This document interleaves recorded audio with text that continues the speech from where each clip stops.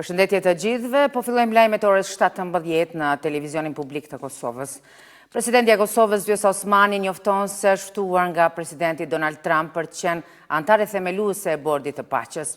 Osmani thekson se kjo iniciativë synon ndërtimin e paqes dhe Kosova qëndron krah SBA si aleate pa lëkundur. Osmani falenderon presidentin Trump për ftesën dhe nënvizoi rëndësinë e hapave të guximshëm në misionin për një botë më të sigurt.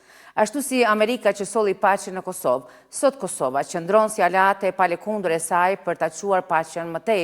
Historia i mban mend ata që bëjnë hapa të guximshëm në ndërtimin e paqes dhe ne jemi gati, ka thënë Osmani.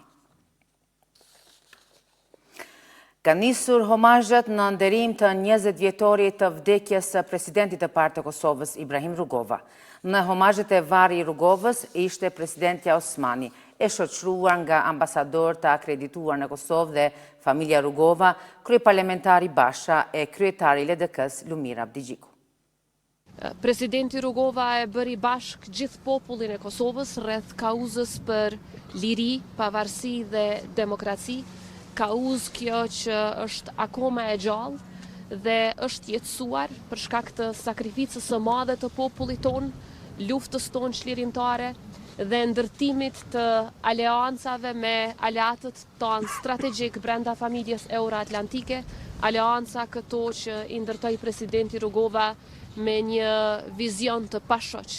Vizion ky i cili edhe sot mbetet dritë udhërrëfyese për gjithë të cilin prej nesh që e dojmë Kosovën akoma më të fortë dhe e dojmë Kosovën të integruar në strukturat euroatlantike. Falenderoj shumë presidentin Osmani për këtë ceremoni që realizoi për nderit në presidentit historik të Kosovës, presidentit Rugova. Faleminderit shumë zoja presidenti për gjitha këto aktivitete që i ka organizuar për ditën e sotit.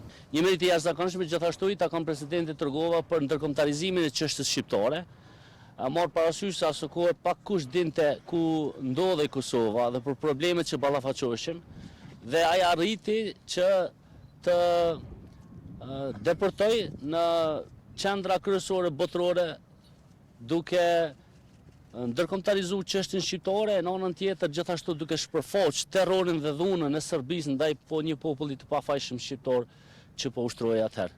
Në këtë 20 vjetor, Rugovën jo vetëm se nderojmë, por e kujtojmë dhe nën kujtimet e tija dhe ëndrrën e tij punojmë vazhdimisht që vendit tonë, Kosovës tonë, t'i japim të ardhmen e merituar, një të ardhme e lirë, me një shtet fuqishëm në familjen euroatlantike. Ibrahim Rugova mbetet shqiptari më i madh i gjitha kohërave dhe si i tillë na obligon dhe sot sillemi me dinitet, me maturi dhe me përkushtim të madh para diun tonë. Në 20 vjetorin e vdekjes Rugovës, presidenti Osmani ka organizuar akademi përkujtimore. Ajo tha se Ibrahim Rugova ka qenë strategu i paqes e i lirisë dhe figura që u respektua në qarqet ndërkombëtare. Osmani tha se Rugova barën një populli të mohuar e shëndroi në shpresë. Presidentit Rugova, liri, pavarësi, demokraci, është manifest politik dhe njëkohësisht koncept i thellë filozofik e human. Për Rugovën, liria nuk ishte thjesht mungesë e kufizimeve, por po ashtu aftësia e popullit për të vendosur për fatin e vet, e orientimin e vet. Pavarësia nuk ishte thjesht një akt juridik, por po ashtu realizim i një të drejte historike. Ndërkaq demokracia nuk ishte thjesht një instrument pushteti, por mekanizëm dialogu e i realizimit të drejtave e lirive themelore për të gjithë, pa dallim. Ky vizion e bëri Rugovën jo vetëm udhëheqës politik, por edhe mendimtar e arkitekt të shtetit tonë. Në betejën për liri, për dinjitet dhe shtet, Rugova zgjodhi paqen, jo si dobësi, por si formën më të lartë të guximit politik. Edhe Lidhja Demokratike e Kosovës e nderoi figurën e Rugovës në 20 vjetorin e ndarjes nga jeta me një akademi përkujtimore. Kryetari i LDK-s Lumir Abdigjiku tha se Rugova nuk duhet të kujtohet si figurë e largët, por si udhërrëfyes i përhershëm. 20 vjet pas ndarjes së tij nga jeta, ne nuk flasim për një figurë të mbyllur në kohë, por për një mendim që vazhdon të na gjykoj namaz dhe të na kërkoj lartësi. Dhe dua të them qysh fillim, është jashtëzakonisht e vështirë të mbash një fjalim për Rrugovën. Jo sepse mungojnë fjalët, por sepse janë tepër shumë, sepse çdo fjali rrezikon të jetë më e vogël se sa figura për cilën të flet. Sepse çdo përpjekje për ta përmbledhur jetën e tij rrezikon ta zvogëlojë një figurë që të qëndron si dritë prirjeje.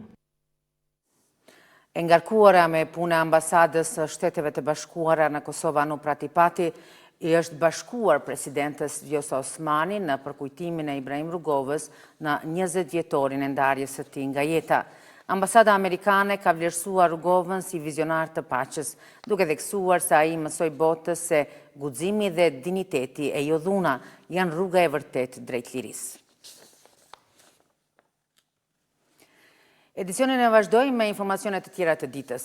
Kryeministri në detyrë Albin Kurti në vazhdën e takimeve në Forumin Ekonomik Botror Davos 2026 në ditën e tretë ka pritur në takim në shtëpinë e Kosovës ministrin e ekonomisë dhe industrisë të Estonisë Erkki Keldo. Gjatë takimit u diskutua thellimi i bashkëpunimit mes dy shteteve dhe çështje me interes të dyja palëve. Në margjinat të këtij forumi, kryeministri Kurti u takua me kryeministrin e Luksemburgut, Luc Frieden. Kurti theksoi progresin demokratik dhe ekonomik të vendit dhe synimet e Kosovës për antarësim në Bashkimin Evropian, Këshillin e Evropës dhe NATO. Po ashtu Kurti ka takuar edhe komisionaren e Bashkimit Evropian për zgjerim Marta Kos. Ai ka thënë komisionares Kos se asnjë vend i Ballkanit Perëndimor nuk ka qenë më i përgatitur në momentin e marrjes së statusit të vendit kandidat, andaj sipas tij, edhe progresi demokratik i Kosovës meriton të vlerësohet me këtë status.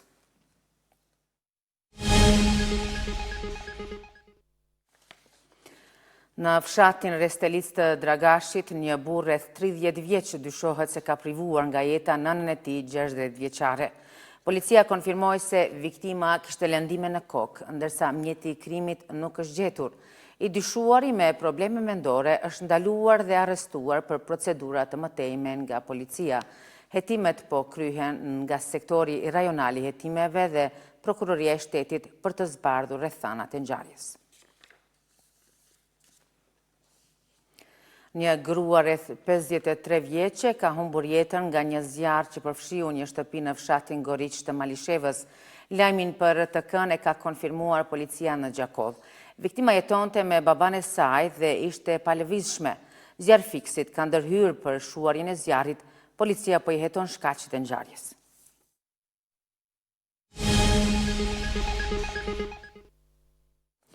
Në seancën fillestare në gjykatën themelore në Prishtinë, Shpend Ahmeti është deklaruar i pafajshëm lidhur me akuzën se në cilësinë e kryetarit të komunës së Prishtinës nuk e ka deklaruar sakt pasurinë. Deklarimin rreth pafajësisë ai e bëri pas leximit të akuzës nga prokuroria. Prokuroria Speciale më 23 dhjetor 2025 ka ngritur akt akuzë kundër Shpend Ahmetit, i cili akuzohet se në cilësinë e kryetarit të komunës së Prishtinës nuk e ka deklaruar sakt pasurinë, përkatësisht për mosdeklarim të 172.600 eurove. Sipas prokurorisë, Ahmeti nuk deklaroi deponimet në para të gatshme të realizuara nga viti 2018 deri më 2022. Ecim tutje. Në qendrën ndërkombëtare të trajnimit për kërkim shpëtim të Gardës Kombëtare u realizua trajnimi mbijetesës në kushte dimrore për kadet të qendrës për studime universitare. Pjesëmarrësit u aftësuan për menaxhim të situatave emergjente si dhe realizuan ushtrime praktike të mbijetesës në natyrë, përfshirë ndërtimin e strehimoreve, orientimin në terren, ndezjen e zjarrit dhe sigurimin e burimeve jetike. Pavarësisht kushteve të ashpra dimrore, pjesëmarrësit demonstruan disiplinë, përkushtim dhe qëndrueshmëri të lartë fizike e mendore, duke forcuar gatishmërinë për ndërhyrje efektive në operacione reale. Korporata Energjetike e Kosovës njofton se njësia A3 ka përfunduar me sukses të gjitha sanimet dhe ndërhyrje teknike pas ndaljes përkohshme. Me rifillimin e operimit të këtij bloku, KEK ka njoftuar se ka rikthyer në operim 5 njësi gjeneruese aktive, duke garantuar vazhdimsinë e prodhimit, stabilitetin dhe qëndrueshmërinë e plotë të sistemit elektroenergjetik. Rritja e prodhimit vjen një ditë pas reduktimeve të energjisë që e përfshin vendin si pasojë e mungesës së prodhimit dhe sigurimit të energjisë në treg.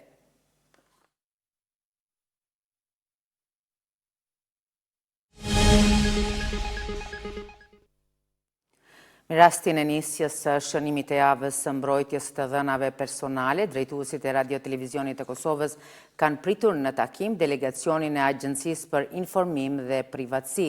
Komisionarja e Agjencisë për Informim dhe Privatësi, Krenare Sogojeva Dërmaku, ka njoftuar për aktivitetet që do të zhvillohen deri më 28 janar, ditën ndërkombëtare të mbrojtjes të dhënave personale, me fokus të veçantë ndërgjegjësimin e fëmijëve dhe të rinjeve për sigurinë në internet.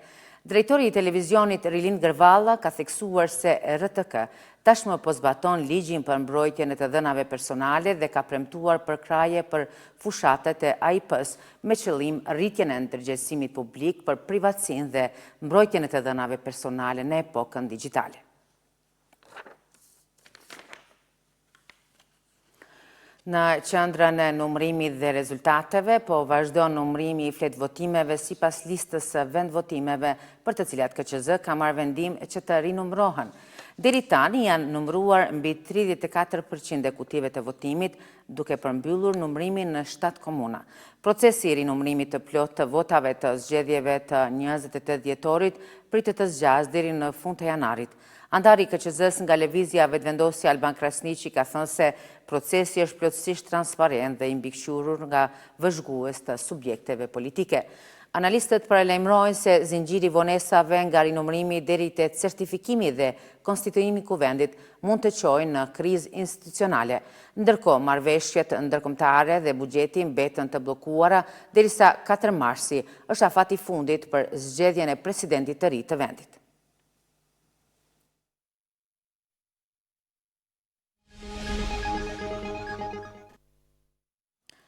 Presidenti Amerikan Donald Trump, i cili ka arritur në Davos të Zvicrës, me njëherë mbajti një fjalim të gjatë ku foli kryesisht për çështjen e Grenlandës, por edhe për NATO-n, Evropën dhe çështje të tjera.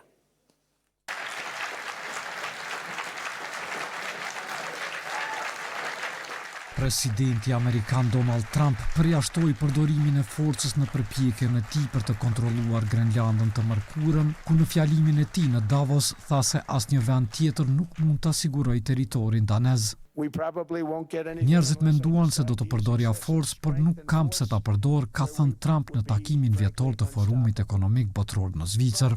Trump mori një ton të ashpër duke qortuar aleatët evropian të Shteteve të Bashkuara për paturpsinë, pabesinë dhe gabimet e tyre politike në fusha që variojnë nga energjia e erës dhe mjedisi deri tek emigracioni dhe gjeopolitika.